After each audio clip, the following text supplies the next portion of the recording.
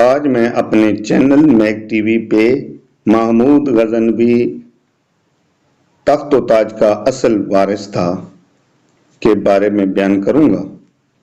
محمود غزنوی کی عمر 30 برس تھی جب وہ بلخ کے تخت پر بیٹھا۔ اگرچہ اس عمر کے حکمران کو زیادہ اہمیت نہیں دی جاتی، لیکن محمود غزنوی یقیناً دوسرے حکمرانوں سے بہت مختلف تھا۔ اس کی تربیت بہت اچھی ہوئی تھی اور اسے میدان جنگ اور حکمرانی دونوں کا بھرپور تجربہ تھا۔ اگرچہ وقتی تقاضوں کی وجہ سے اپنی موت کے وقت سبکتگین نے اسماعیل کو اپنا جانشین بنایا تھا، اس کے باوجود جب محمود نے اس کے حق کو للکارا تو اس کے عزیزوں اور قریبی رشتہ داروں نے اس کا ساتھ دیا اور امراء نے بھی اسے بغاوت نہیں کی۔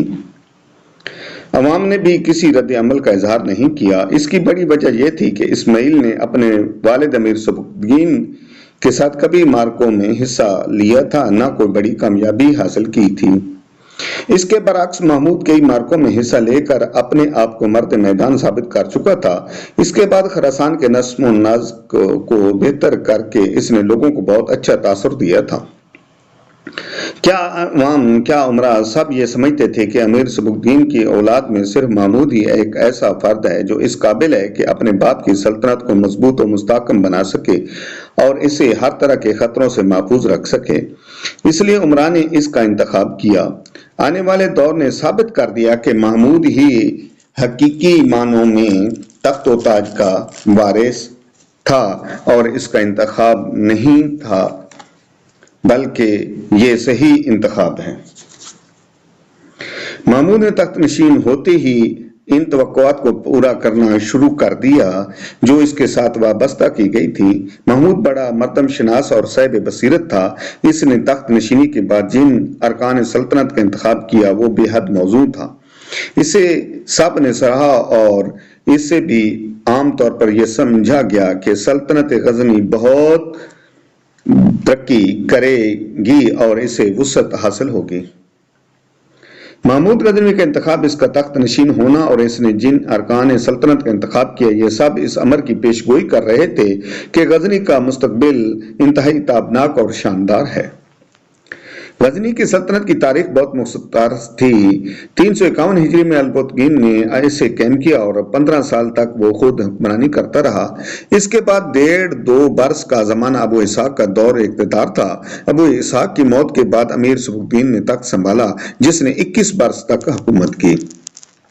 یوں جب محمود غزنوی سلطنت کا حکمران بنا تو اس سلطنت کی عمر 38 یا 39 برس سے زیادہ نہ تھی۔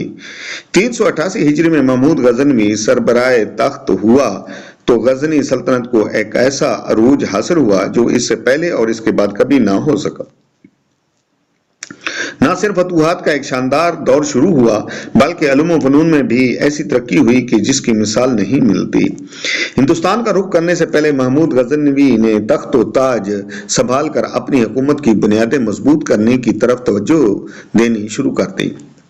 ایک بالغ و نظر اور دور رس فہم رکھنے والے حکمران کی حیثیت سے اس نے ان علاقوں پر قبضہ کرنے کا پروگرام بنایا جو اس کے اقتدار اور سلطنت غزنی کے لیے کسی وقت نقصان دہ ثابت ہو سکتے تھے۔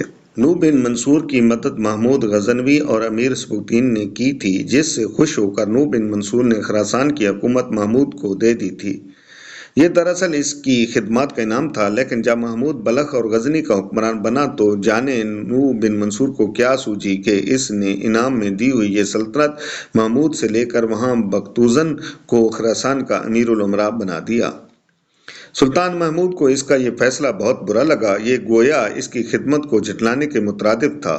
اس نے اس سلسلے میں نو بن منصور سے شکایت کی تو جواب ملا کہ بلخ اور ہرات میں اس کی امارت کو سامانی دربار مسلم سمجھا جاتا ہے، تاکہ بختوزن ایک پرانا نمک خوار ہے، اس لیے اب اسے جواب نہیں دیا جا سکتا۔ روایت ہے کہ محمود غزنوی نے ابو الحسن حمدی کے ہاتھ نو بن منصور کو قیمتی تحائف بھی روانہ کیے تھے اور یہ درخواست بھی کی تھی کہ دربار سامانیہ سے ہمارا رشتہ بہت مخلصانہ ہے، اگرچہ ان جزیات سے اس رشتہ پر اثر نہیں ہوگا، تاہم امیر نو بن منصور کو میرے اور میرے والد گرامی کے حقوق کو پیش نظر رکھنا چاہیے، بلکہ شفقت کا سلسلہ جاری رکھنے میں اس رشتے کو مزید مستحکم کرنا چاہیے۔ नूह बिन मंसूर के रवैये की कोई माकूल वजह समझ में नहीं आती। इसने इस खत का कोई जवाब न दिया और कासिद को भी इनाम और इकराम का लालच देकर रोक लिया। इस दौरान में एक और ऐसा वाकया भी पेश आया जिसने हालात को खासा नाखुशगवार बना दिया। कहा जाता है कि किसी ज़रूरी काम की वजह से महमूद को इन्हीं दिनों निशापुर का सफ़र करना पड़ा। महमूद के इस सफ़र का मतलब बख्तूज़न ने कुछ गलत अंदाज में लिया। वो ये समझा कि महमूद शायद इस पर हमला करने आ रहा है। वो खुद मुकाबले की हिम्मत नहीं रखता था, इसलिए खरासान से भागा और सीधा नूह बिन मंसूर के पास पहुंचा और इससे ये गलत इत्तला दी कि महमूद इस पर हमला करने आया था।